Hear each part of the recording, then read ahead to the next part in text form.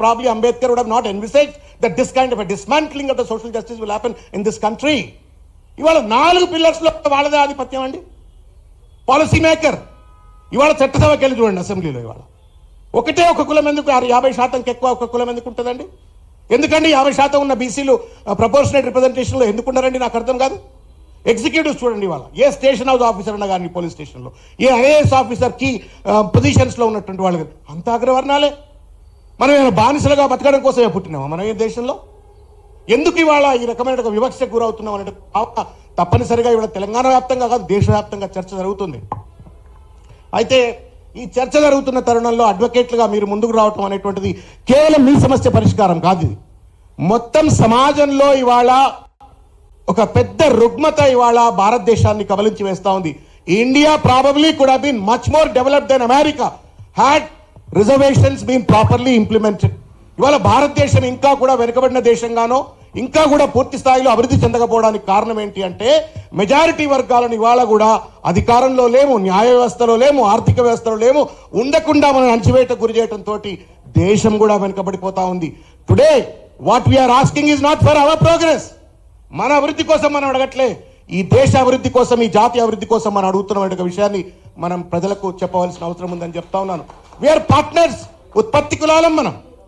ఈ దేశం అభివృద్ధి చెందిన, సమాజ నాగరికత అభివృద్ధి చెందిన ఉత్పత్తి కులాలం మనం. ఈ ఉత్పత్తి కులాలను ఇవాళ కులగణన చేయమంటే చేయరు, కులగణన చేస్తే తప్పు చేస్తారు. కులగణన ఏంటంటే 70 ఏళ్ళు అవుతుందండి. గొర్రెలను లెక్క పెడతారు, బర్రెలను లెక్క పెడతారు, టేబుల్లను లెక్క పెడతారు, కానీ కులాలను లెక్క పెట్టరండి. మరి మిగతా కులాలను లెక్క పెట్టాడు, మమ్మల్ని ఎందుకు లెక్క పెట్టరంటే లెక్క పెట్టామని చెప్పని వాళ్ళ దాటవేత ధోరణి పాల్పడుతున్న పరిస్థితి చూస్తా ఉన్నాం. ఎక్కడికక్కడ ఒక వివక్ష. నేను ఇంతకుముందు డేటా చూస్తా ఉన్నా, అన్న ఇచ్చిన డేటా బాధ కలిగించే అంశం. సమాజానికి తెలియాలా, నాకు కూడా తెలియదు ఇప్పటిదాకా చూస్తుంటే. 2018 to 23 601 జడ్జిలు అపాయింట్ అయితే 76% అగ్రకులాలు. 76% అగ్రకులాలు. ఎస్సీలు, దళిత బిడ్డలు, అంబేద్కర్ వారసులు 3%, ఎస్టీలు 1.5%, బీసీలు 50-60% అని చెప్పుకుంటాం 12%, మహిళలు 15%, మైనారిటీలు 5.32%. ఇదేం అన్యాయం అండి? మాకు చదువు రాదా? మాకు విజ్ఞత లేదా? Can we not argue in front of a court? వచ్చి జస్టిస్ ముందు నిలబడి మనం మిగతా వర్గాలతో సమానంగా మనం ఆర్గ్యూ చేయలేమా? నేను ఇవాళ చూస్తా ఉన్నా చాలాసార్లు. లాస్ట్ 10 years జడ్జిలు ఎవరైతే నియామకాలు అయినాయో పేర్లు తీసుకోవచ్చో తీసుకోలేదో, but then I'm a democrat, so I can do that.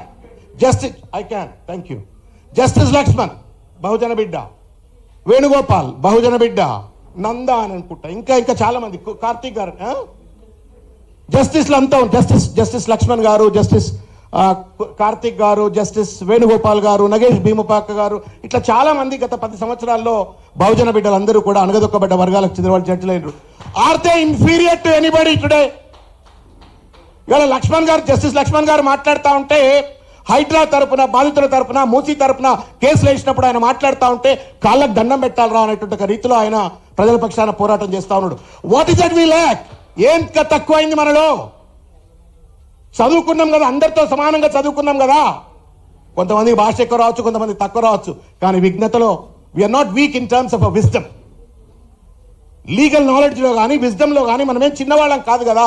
ఎందుకు ఈ బానిసత్వం, ఎందుకు ఈ అణచివేత అనేటువంటి ఒక ఆలోచనను రేకెత్తించేటువంటిది ఈ సమావేశం. నాది ఒకటే ఒక విజ్ఞప్తి. నేను ఇంతకుముందు రాత్రి చూస్తా ఉన్నా, లింగన్న రమ్మనంగానే చారణ్ సాబ్ లింగన్న రమ్మనంగానే ఏంది ఈ కథ అని చూస్తే, overall conviction rate of the criminal cases conviction rate in the country is 46% alone. But whereas when it comes to the SC's atrocities సంబంధించిన కన్విక్షన్ రేట్ చూస్తే నాట్ ఈవెన్ 20%. ఇది చాలా గ్లేరింగ్ ఎగ్జాంపుల్ నేను మీ దృష్టికి తీసుకొచ్చే ప్రయత్నం చేస్తా ఉన్నా. నేను అందుకే అన్నా ఇంతకుముందు, it is not about our appointments, it's about extending the justice to the vulnerable sections.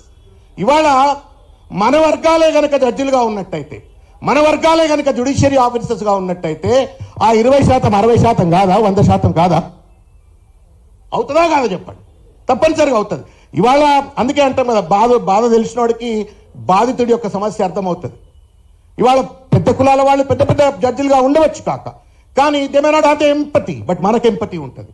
మనం ఒక మాదిగ బిడ్డకో, ఒక మాల బిడ్డకో, ఒక ముదిరాజు బిడ్డకో, ఒక గొల్ల బిడ్డకో, ఒక విశ్వకర్మ బిడ్డకో జడ్జిగా కూర్చున్నట్టయితే ఆ వర్గాల వారు పడేటువంటి ఒక బాధ అర్థమవుతుంది. ఆ వర్గాలకు ఏ రకంగా న్యాయం అందించాలంటే ఒక విఘ్నతతో సోయితో జస్టిస్ లక్ష్మణ్ ఎట్లయితే ఇవాళ మూసి హైడ్రా బాధితుల పక్షాన పెద్ద ఎత్తున గొంతేసుకొని వాళ్ళ పాలకవర్గం చేస్తున్నట్టు తప్పిదాలను ఎత్తి చూపుతున్నారో అదే రకంగా జ్యుడిషియరీ ఆఫీసర్స్గా చేసే ఒక పరిస్థితి ఏర్పడుతుంది. కాబట్టి మిత్రులారా, నాకు ఈ అవకాశం కల్పించి ఇక్కడికి మీరు ఆహ్వానించినారు. మీతో పాటు నేను కూడా ఈ మధ్య కాలంలో నల్లకోటేసిన. I join your fraternity. నాకు long pending dream in my life. The very noble profession ఇది. ఎందుకంటే 10 మందికి న్యాయం చేసేటువంటిది, ధర్మం చేసేటువంటిది.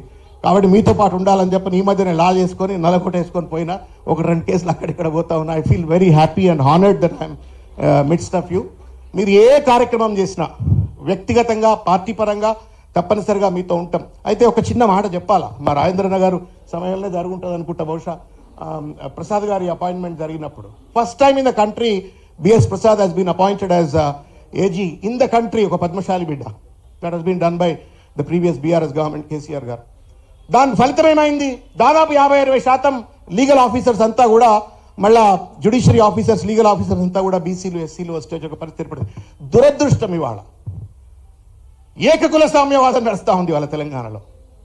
వాళ్ళేదో పెట్టి పుట్టినట్టు, మనమేమో అణచివేత గురి రావడానికే పుట్టినట్టుగా ఇవాళ ఒక వర్గానికి చెందినటువంటి వాళ్ళకి మాత్రమే పెద్ద పదవులు అన్ని కట్టబెడతా ఉన్నారు. ఏజీలు వాళ్ళే, ఏజీలు వాళ్ళే, లేకపోతే ఇంకా జీపీలు వాళ్ళే, ఏజీపీలు వాళ్ళే, పీపీలు వాళ్ళే. ఇదే న్యాయం అండి? Are we not part of the democracy? మేము ఓట్లు ఎత్తలేమా? మేము ఓట్లు వేయందే మీరు ముఖ్యమంత్రులు అయినరా? మేము ఓట్లు వేయందే మీరు పెద్ద పెద్ద కుర్చీల్లో కూర్చున్నారా? మేము ఏం తప్పు చేసినాం? మాలో ఉన్నటువంటి విఘ్నత ఏంది?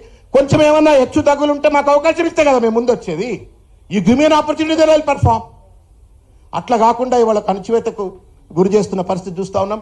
నాకు వస్తూ ఉంటే చెప్తా ఉన్నారు, కేసీఆర్ గారు ఇది ఆలోచించి ఎస్సీ గర్ల్స్ కోసం, ST girls and SC girls కోసం ఎల్బీ నగర్లో, సంగారెడ్డిలో ప్రత్యేకమైనటువంటి లా కళాశాలలు ఆ రోజు వీళ్ళు కనుక చదువుకున్నట్టయితే, ఈ వర్గాలకు చెందిన వాళ్ళు చదువుకున్నట్టయితే అడ్వకేట్లు అవుతారు, అడ్వకేట్ అయితే జడ్జిలు అవుతారు, పీపీలు అవుతారు, జీపీలు అవుతారు అని చెప్పని ఆలోచనతో కదా ప్రభుత్వం పెట్టింది అని చెప్పినారు.